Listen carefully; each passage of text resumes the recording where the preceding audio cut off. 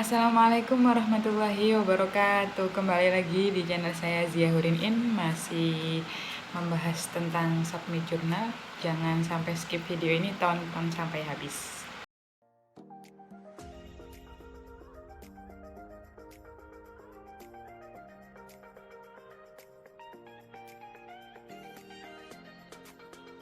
Baik, langkah pertama yang harus kalian persiapkan adalah kalian mempunyai artikel.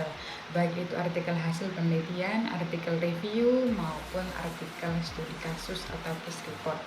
Ini biasanya untuk kasus-kasus kebidanan, kedokteran, maupun keperawatan. Itu harus kalian persiapkan terlebih dahulu. Selanjutnya, kalian cari jurnal yang memang itu sesuai dengan artikel kalian. Jadi fokus and scope-nya itu sesuai dengan artikel kalian. Setelah kalian menemukan jurnal yang sudah sesuai, itu kalian bisa baca guideline for the authors atau petunjuk untuk penulis, kemudian juga template-nya, dan juga informasi lain-lain, entah itu biayanya, kemudian entah itu frekuensi terbitannya, kemudian form-form lain-lain yang harus dikumpulkan, misalnya kalau ada, karena beberapa jurnal itu kadang ada yang menganjurkan untuk mengumpulkan form-form lain-lain selain artikel, misalnya cover letter ataupun form surat pernyataan bahwa itu adalah original milik penulis, seperti itu.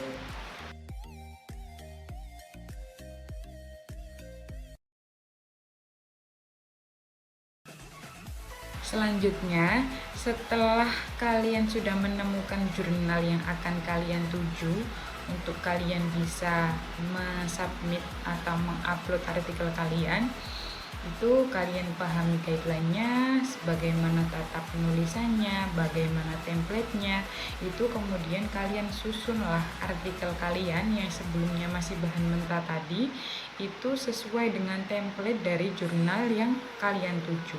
Jadi langsung sesuaikan, susun sesuai itu penulisannya, kemudian entah itu bahasanya, entah itu font hurufnya, spasi dan lain sebagainya, daftar pustakanya ikut apa, kemudian citasinya bagaimana, itu kalian sesuaikan terlebih dahulu.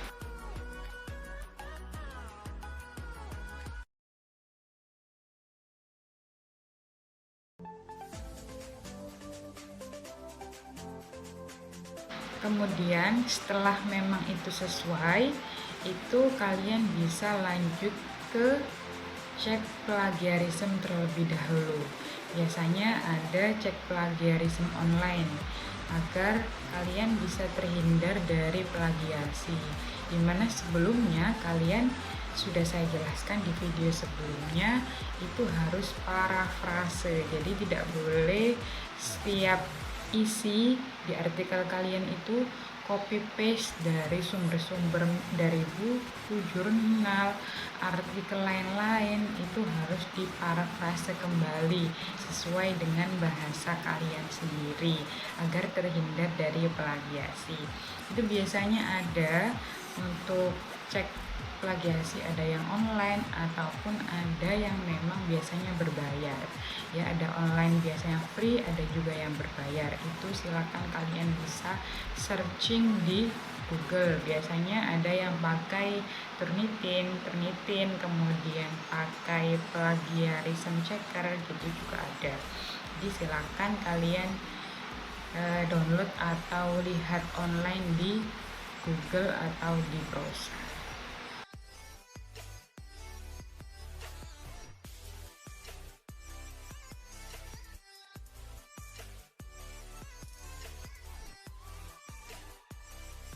Oke, jadi setelah kalian cek plagiarisme, jadi cek plagiasi, sesuaikan dengan batas yang diminta jurnal yang kalian tuju. Jadi misalnya jurnalnya itu mintanya batasnya maksimal 20%, ya kalian maksimalkan itu. Jadi tidak boleh lebih dari itu untuk plagiarismenya. Jadi ada cek plagiarismenya online tadi, baik yang free ataupun berbayar, kalian bisa manfaatkan itu. Setelah selesai, kalian bisa register. Jadi register ke jurnal yang kalian tuju, register terlebih dahulu, nama kalian, email, afiliasi, dan lain sebagainya. Kemudian login, baru kalian bisa upload artikel yang akan kalian submit ya. Jadi setelah register, kemudian username sama passwordnya itu diingat-ingat ya, username password diingat, kemudian login, baru kalian upload. Itu kalian ikuti saja alurnya bagaimana sampai kalian selesai submit ya, entah itu yang diminta artikel saja ataupun lain-lain, itu kalian submit semua sesuai dengan permintaan jurnal yang kalian tuju. Karena terkadang beberapa jurnal itu biasanya ada yang meminta cover letter, kemudian surat pernyataan originalitas itu biasanya dilampirkan. Jadi itu kita sesuaikan saja. Jadi kalian sesuaikan apa yang diminta jurnal itu, kalian upload semuanya ya, artikel dan surat lain-lain yang memang kalau itu diminta. Karena beberapa jurnal ada yang minta dan ada juga yang tidak. Jadi setiap jurnal itu berbeda-beda untuk persyaratan-persyaratan dan juga alurnya.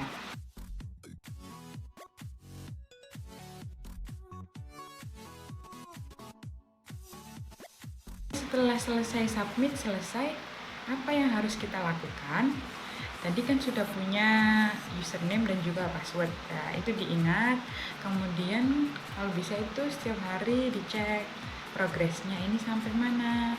Jadi progresnya ini artikelnya masih belum diterima ataupun sudah masuk review atau bagaimana. Jadi biasanya di jurnal itu ada 3 kemungkinan, di reject atau ditolak, kemudian revisi, dan juga ada yang accepted. Jadi kalau di reject, ditolak, ini berarti ya sudah ditolak gitu ya. Kemudian yang kedua ini bisa saja revisi. Kalau revisi ini kalau sudah ada pemberitahuan revisi itu langsung direvisi, maksudnya cepat, jangan nunggu lama-lama ya. Kemudian yang ketiga ini accepted, yaitu diterima. Nah ini biasanya melewati revisi dulu baru diterima, tapi tidak menutup kemungkinan kalau jurnal kalian ini juga bisa langsung accepted. Itu keren banget ya. Nah ini ada satu pertanyaan, berarti sih kalau misalnya jurnal yang kita masukkan, artikel kita itu belum pasti ya bisa diterima di jurnal. Iya betul, belum pasti bisa diterima. Jadi bisa saja itu ditolak, bisa saja revisi tadi seperti yang saya jelaskan sebelumnya, revisi atau bisa diterima. Jadi tidak menutup kemungkinan juga kalau jurnal kalian, artikel kalian itu bisa ditolak. Jadi sama seperti seorang laki-laki yang misalnya suka sama perempuan kemudian nembak, itu kan ada 2 kemungkinan, ada yang ditolak, ada yang diterima. Itu juga sama, jurnal juga seperti itu.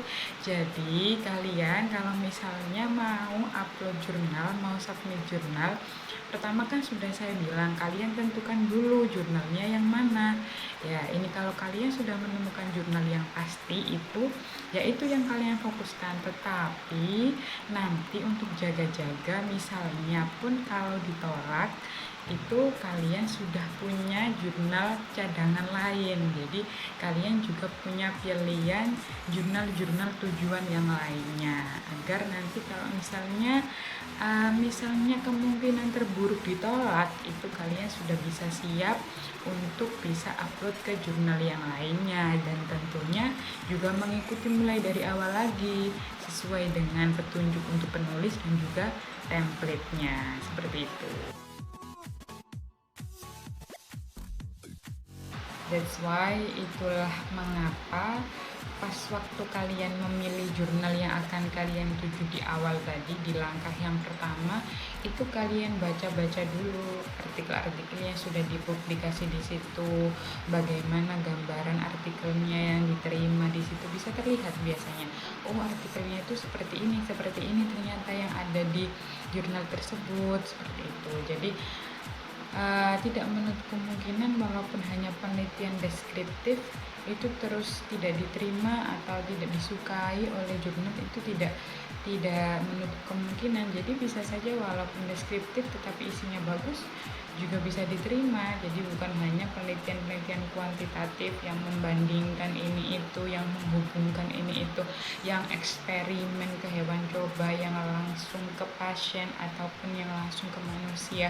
Jadi walaupun misalnya deskriptif kemudian topiknya public health, komunitas, itu juga tidak menutup kemungkinan untuk bisa diterima di jurnal, asalkan yaitu sesuai dengan fokus and scope, jadi sesuai dengan tema-tema yang diterima di jurnal tersebut, kemudian memang itu sesuai khas. Intinya biasanya jurnal-jurnal itu kadang khas, oh ternyata yang diterima itu model-modelnya itu penelitian yang seperti ini, yang misalnya ini ternyata sudah kuantitatif semua ya, ataupun oh ini ternyata deskriptif juga bisa, ternyata ini review artikelnya ternyata seperti ini. Ada yang memang sistematik review, ada yang naratif review juga bisa, ada yang hanya menerima sistematik saja, itu tergantung dari jurnal masing-masing. Itulah kenapa dari awal kalian harus benar-benar memilih jurnal yang memang sesuai dengan artikel kalian. Jadi sesuai gambarannya ini,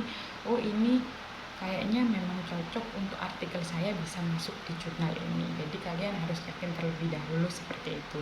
Tetapi kalian juga harus menyiapkan artikel-artikel untuk misalnya nanti jurnalnya tidak diterima, itu bisa ada alternatif kedua. Jadi misalnya sudah ada cadangan, itu bisa ditulis mulai awal juga, jadi bareng-bareng. Jadi yang pertama itu disubmit terlebih dahulu, kalau memang diterima ya yang kedua sudah nggak usah dipakai. Tetapi kalau misalnya ini ditolak, yang pertama tadi ditolak, lah ini alternatif yang kedua ini bisa langsung dimasukkan karena sudah siap-siap. Oke, mungkin itu saja, semoga ini bisa membantu kalian yang para pemula untuk submit jurnal, baik di jurnal nasional maupun jurnal internasional. Karena sesungguhnya untuk algonya ini sama saja, tetapi yang membedakan biasanya hanya persyaratan-persyaratannya, kemudian bahasanya. Itu kalau misalnya semakin akreditasinya semakin bagus, semakin bereputasi, tentunya persyaratannya juga lebih rumit, dan juga untuk petunjuk penulisannya juga lebih lengkap dan juga lebih terstruktur. Oke, itu saja dari saya. Semoga video ini bisa memberikan manfaat. Tetap semangat untuk berkarya, tetap semangat untuk menulis, dan bisa bermanfaat untuk semuanya. Terima kasih. Wassalamualaikum warahmatullahi wabarakatuh. Jangan lupa like, share, dan juga komen ya.